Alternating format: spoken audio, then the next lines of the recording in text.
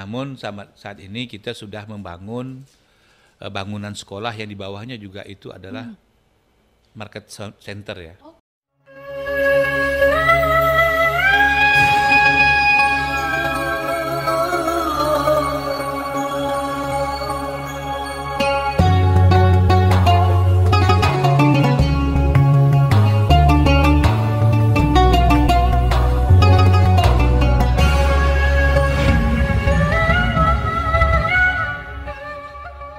Kita sudah ada 24 los itu, kita akan sewakan. Nah nanti di sana nanti akan menjadi tempat pusat bisnis center lah Mujahidin.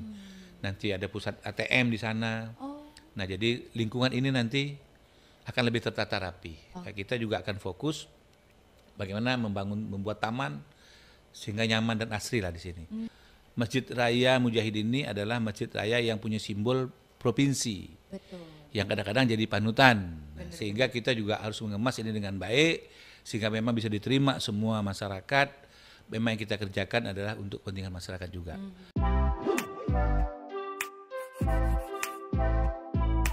Assalamualaikum warahmatullahi wabarakatuh, dan selamat datang di podcast Ruang Tengah. Nah, di awal tahun 2022 ini, hari ini insya Allah sudah ditemani narasumber spesial ya. Ini tentu saja ada Ketua Umum Yayasan Mujahidin Kalimantan Barat, Bapak Dr. Syarif Kamaruzaman, MSI.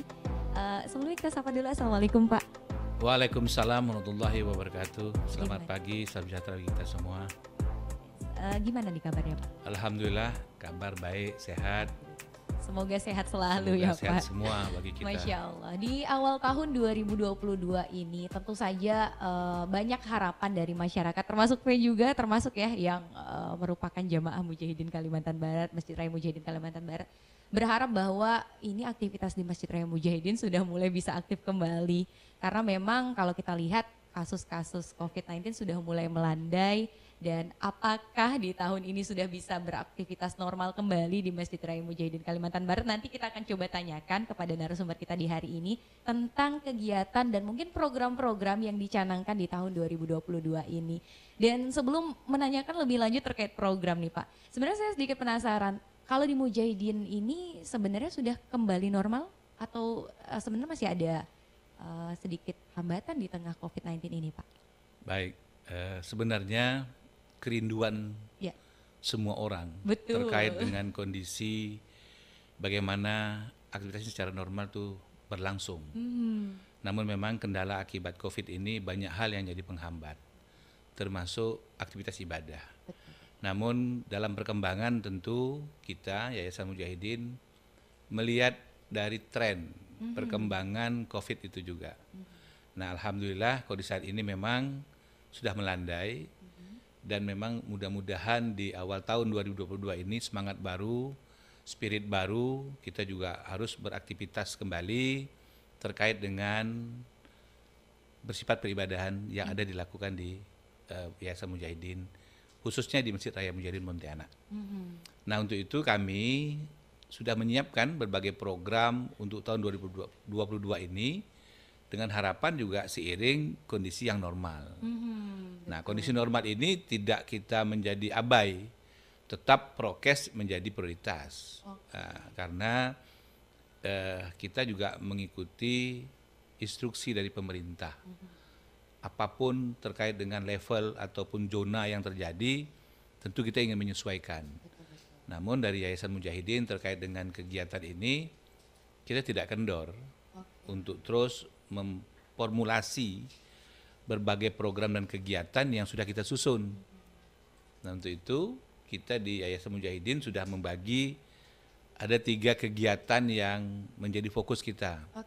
Pertama kegiatan rutin, yang tentu kegiatan ini yang difasilitasi oleh Mujahidin terkait dengan infrastruktur yang ada untuk menunjang kegiatan ibadah terutama di Masjid Raya Mujahidin Kalimantan Barat. Iya. Dan saya ada sempat lihat di atas nih Pak ya, di masjidnya itu sudah tergelar nih sejadah-sejadahnya. Apakah ini menandakan sudah kembali normal seperti biasa atau seperti apa nih Pak?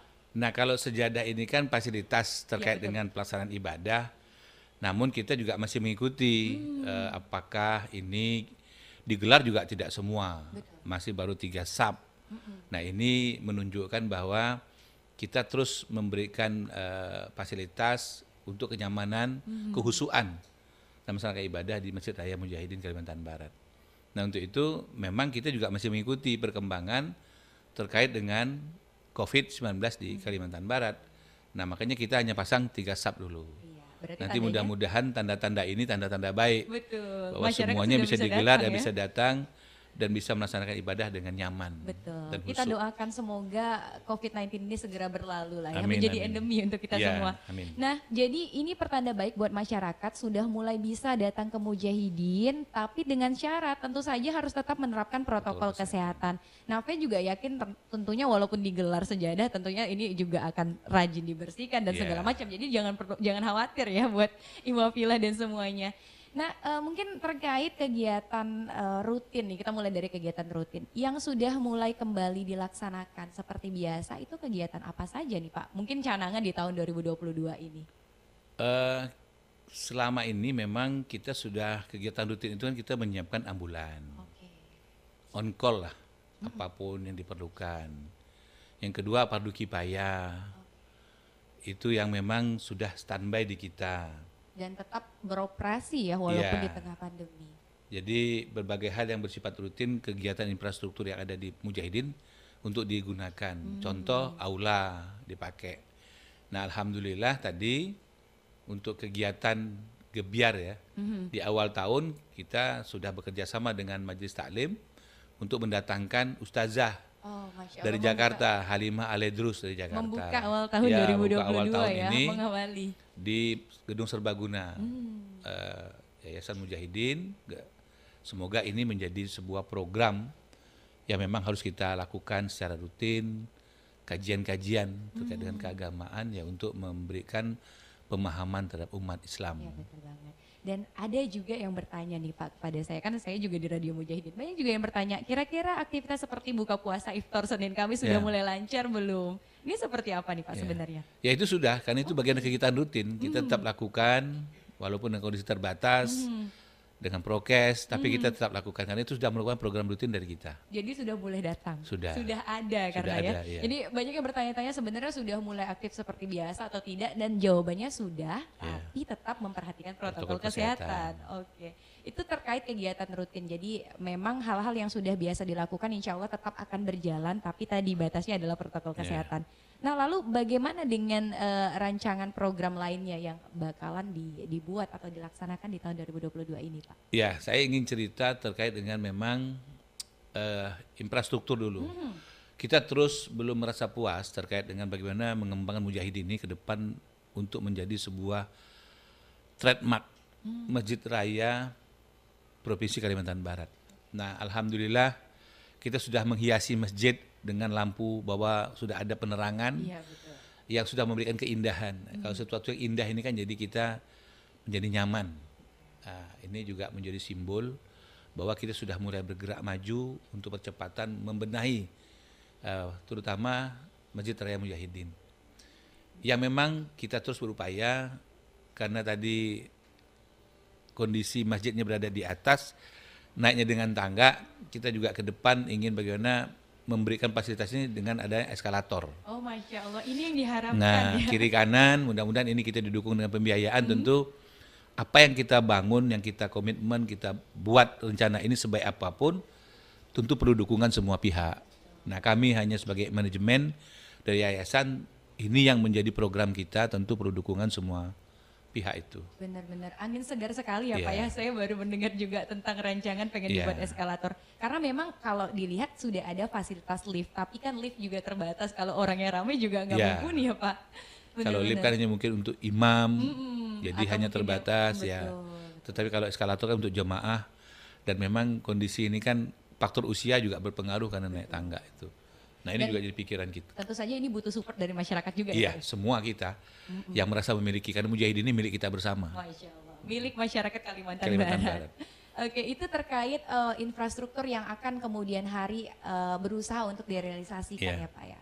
Nah, balik lagi ke program nih Pak di tahun 2022. Selain program rutin yang ada mungkin memperingati hari besar dan lain-lain yang sudah dirancang, diwacanakan untuk dilaksanakan di tahun 2022, ini apa saja nih Pak? Kita memang ada kegiatan dakwah, hari besar keagamaan dan keumatan. Ini juga menjadi fokus kita.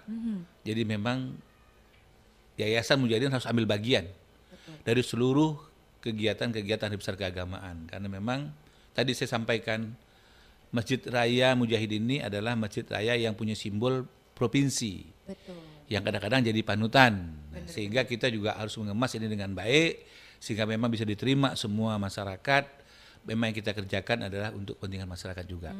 Jadi kita hanya fasilitasi terkait dengan bagaimana mendukung seluruh program kegiatan yang bersifat keumatan, hari besar keagamaan maupun yang bersifat dakwah. Nah, ini terus kita lakukan nanti karena di Yayasan Mujahidin ini kan banyak juga divisi-divisi, bidang-bidang yang menangani ibadah, termasuk juga terkait dengan keuangan, termasuk juga dengan sosial.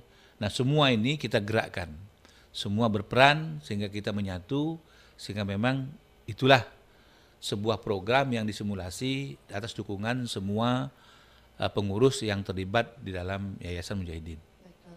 Berarti sebenarnya saya tangkap adalah ini menjadi sebuah tantangan lah ya untuk Masjid Raya Mujahidin Kalimantan Barat menjadi role model untuk semua masjid yang ada di Kalimantan Barat. Jadi benar-benar sangat mengusung segala macam kegiatan yang berbau keislaman supaya jadi bisa dicontoh sama masjid-masjid lain ya Pak ya. Ya, kita berharap seperti itu karena memang kita ingin menunjukkan simbol Mujahidin ini adalah miliknya masyarakat Kalimantan Barat.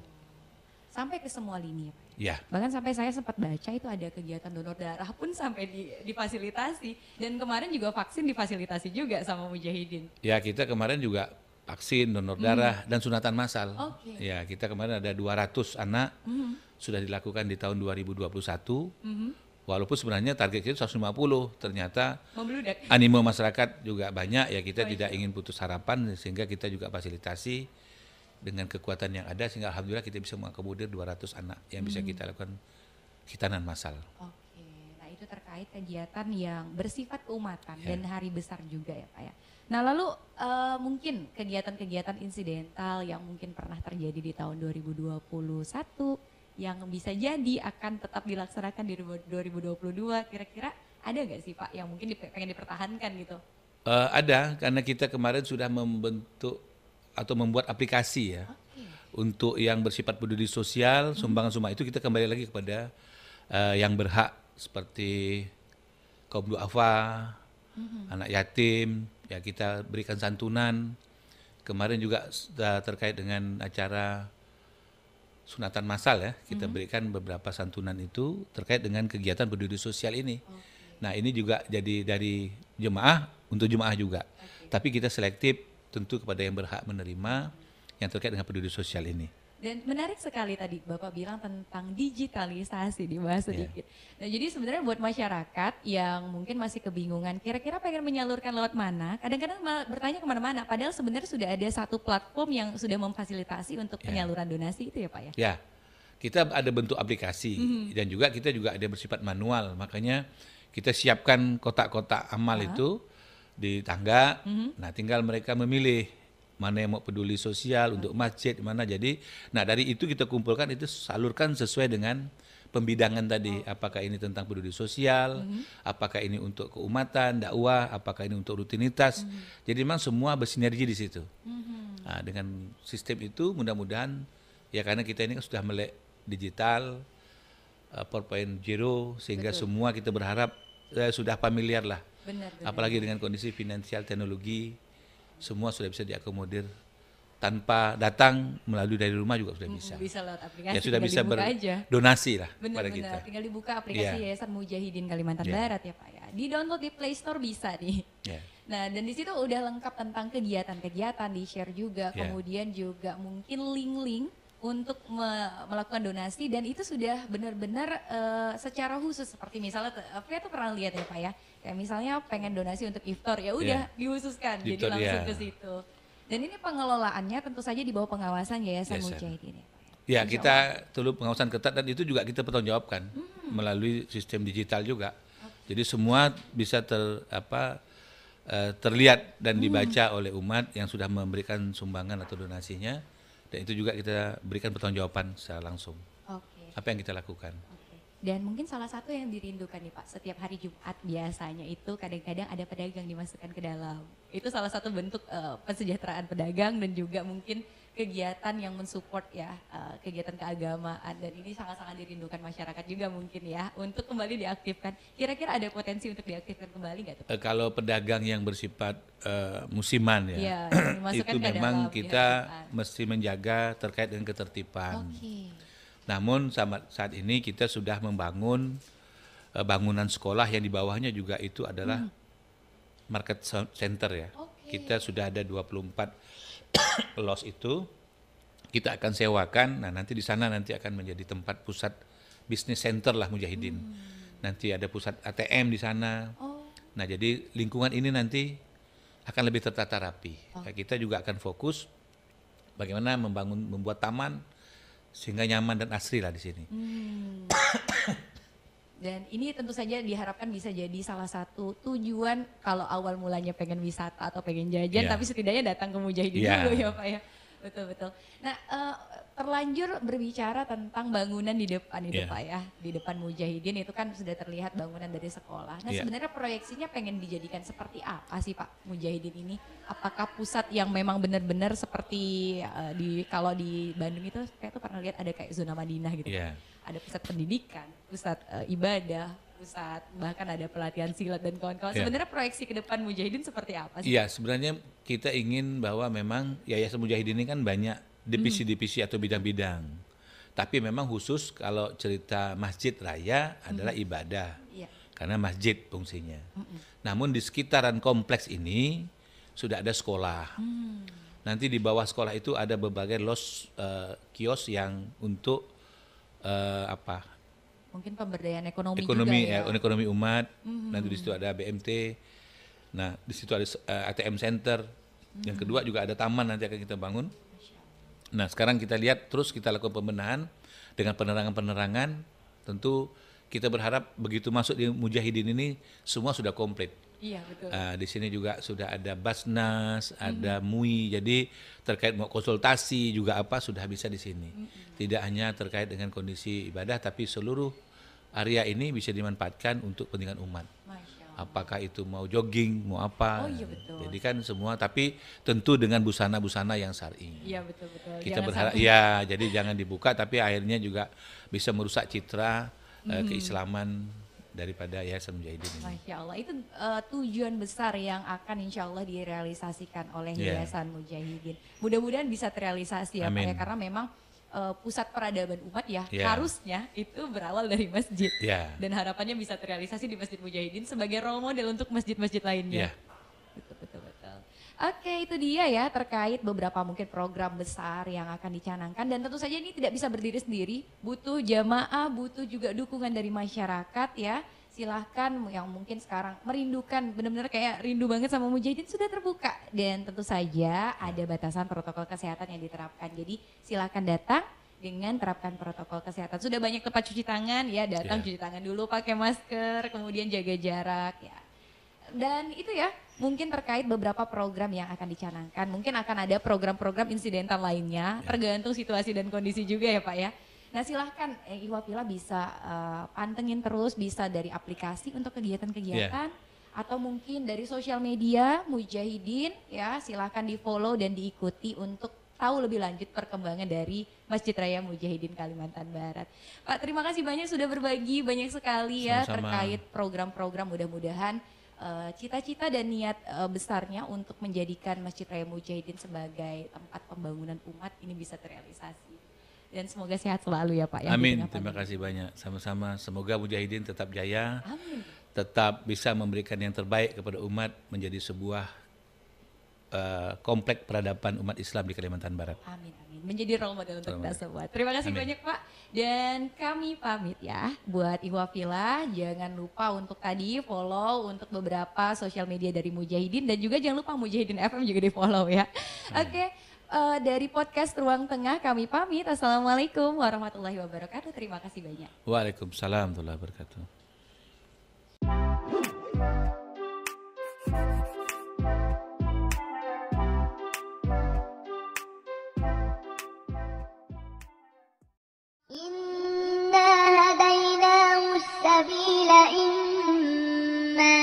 شاكرا وإما كفورا.